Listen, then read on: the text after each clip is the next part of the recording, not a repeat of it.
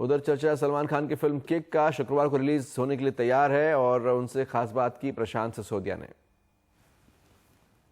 नमस्कार, मैं हूं प्रशांत और आज मेरे साथ है सलमान खान और जैकलीन फर्नांडिस, जिनकी फिल्म किक रिलीज के लिए तैयार है। और लोग भी शायद एक ईद पे किक के लिए तैयार हैं, क्योंकि उनको भी किक मिलती है जब सलमान खान की फिल्म आती है। तो सलमान, मैं आपसे यही पूछना चाहूँगा कि जो किरदार है आपका, उसमें आपका नाम डेविल नाम से प्रोमोज में ट्रेलर में हम लोग देख रहे हैं। तो ये क्या रॉबिन हुड टाइप का कैरेक्टर है? जी हाँ, प्रीटी मच उसी टाइप का कैरेक्टर है, लेकिन रॉबिन हुड पांडे टाइप का नहीं है। ये थोड़ा सा अंग्रेजी वाला रॉबिन। हाँ, ये थोड़ा सा अर्बन है। और एक्चुअली नाम है देवीलाल सिंह। जब देवीलाल सिंह की कोई बात नहीं मानता तो डेविल आ जाता है उसकी बात मनवाने के लिए।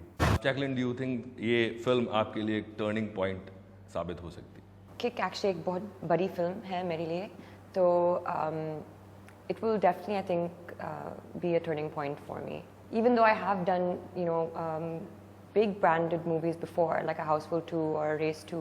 ये पहली बार की मैं solo heroine actress in a big movie. So that too with Salman Khan. That too, of course, yeah. That's why it's big. मैंने सुना कि यहाँ पे आपने बहुत सारे जो खतरनाक शॉट्स हैं वो खुद ही दिए और लास्ट मोमेंट में आपने डिसाइड किया सर क्या रहा सर कि 40 से खेलना बड़ा शौक है, खतरों से खेलना। So what was the experience like जब आप 40 माले से कूदे थे? सर मेरे को तो समझ में नहीं आया कि कब कूदा और कब वो रस्सी ने मुझे वापस खींच लिया। वो जो हैंगिंग का था ना, वो 40 माले पे जो 2 दिन जो लटकने पड़े मुझे पूरे दिन, वो बहुत दुखदायक थे। वो जंप का प्रिपरेशन यही था कि दिमाग बोल रहा था पैरों को कि कूद जाओ, और पैर बदतमीजी कर रहे थे, दिमाग की सुन नहीं रहे थे। फिर इवेंचुअली किसी और को बोलना पड़ा कि भाई धक्का मार दो प्लीज़। और फिर वो ईगो प्रॉब्लम भी हो जाता है कि एक स्टंट आर्टिस्ट बड़ी आसानी से आके कर जाता है। वो जंप मारने का प्रॉब्लम नहीं है, वो दिमाग के अंदर का भी होता है कि यार वो फ्रीक एक्सीडेंट हुआ था, तो आप अपने आप को उस फ्रीक एक्सीडेंट में गिनते हो क्या यार इसमें हो सकता है। जब भी आप बात करते हैं, इंटरव्यूज देते हैं, अपने सारे को स्टार्स, सारे दोस्तों की आप बहुत तारीफ करते हैं। जी, इंडस्ट्री में जहाँ इतनी इनसिक्योरिटीज़ होती हैं, सलमान खान को इनसिक्योरिटीज़ हैं? मुझे सर ये एक मैन्युफैक्चर्ड डिफेक्ट है मेरे में कि मेरे में कोई फियर या इनसिक्योरिटीज़ नहीं है। अब वो पता नहीं क्यों है, क्योंकि एक लाइन मैंने बचपन में सुनी थी मेरे फादर से, क्या वर्स कम से क्या वर्स, क्या खेती बाड़ी पे चले जाएंगे ना, वापस ज़मीन है वो कर लेंगे। तो उस लाइन से ना एक फियर हट गया। सेकंड फियर होता है एक्टर के बाल जाने का। वो तो सभी को होता है, सभी को होता है। एक ऐसा वक्त आ गया था कि जब मैं वीरगति में पूरा जल गया था, तो ऐसा लगता था कि मेरे पूरे बाल जा रहे हैं, एकदम भूसे की तरह हो गए थे और गिरना शुरू कर। बोला कि अपना वेटिंग फॉर दैट टाइम के वो जैसे कि एक पुराना एक्टर था जो कि यहाँ से लेके यहाँ तक के बाल, और फिर उनका पूरा करियर डिस्ट्रॉय हो गया था, विग्स में आ गए थे, तो वो एक फियर था। तो मैं बोला यार इस फियर में से मैं घुस ही जाऊँ, तो आई शेव माई हेड बॉल्ड, मैं वो बजर फिरा दिया और मैं बाहर आ गया। वो एक्सेप्ट हो गया। जब वो एक्सेप्ट हो गया ना, तो मैं बोला अब तो कोई डर ही नहीं है। और फिर एक फैंस की बहुत बड़ी सिक्योरिटी मिलती है, एक पेरेंट्स की मिलती है। तो ये जब सिक्योरिटीज़ हैं और उसके बावजूद अगर कुछ नहीं हो तो इसमें हमारी कोई गलती नहीं। अगर हम अपने आप को ढीले छोड़ दें, हमने किसी बात कोई हमको जो इतना मिला है उसको हमने अप्रिशिएट नहीं किया, then you deserve to go down and then you will get be insecure. और लाइफ की एम्बिशन थी कि 10 लाख रुपए कमा लें, उससे ज़्यादा कमा रहे हैं, तो उससे थोड़ा ज़्यादा कमा लिया है। अब ये है कि जितना कमाया है उससे बहुत ज़्यादा वापस दो, तो उसलिए इतना कमाना पड़ता है। ये भी है कि एक सेल्फिश है कि यूनिवर्स वापस से ले लेता है।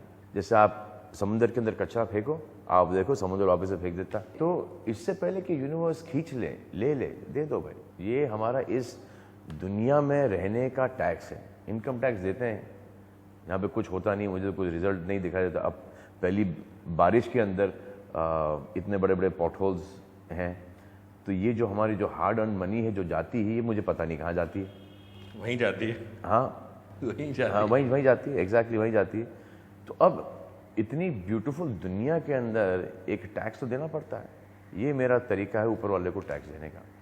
आप हमेशा बोलते हैं कि जितने एक्टर्स आपके इर्द गिर्द हैं उनमें अक्षय कुमार है जो आपको लगता है कि उन्होंने बहुत ग्रो किया है। अरे बहुत ग्रो किया है। ग्रो के बारे में क्या, ग्रोथ के बारे में क्या बोलते हैं? क्योंकि आप खुद अगर आप अपना करियर देखें, सो पिछले आई थिंक वांटेड के बाद से लेके अब तक बहुत मेजर ग्रोथ है, आप अपने आप खुद को क्यों नहीं काउंट करते?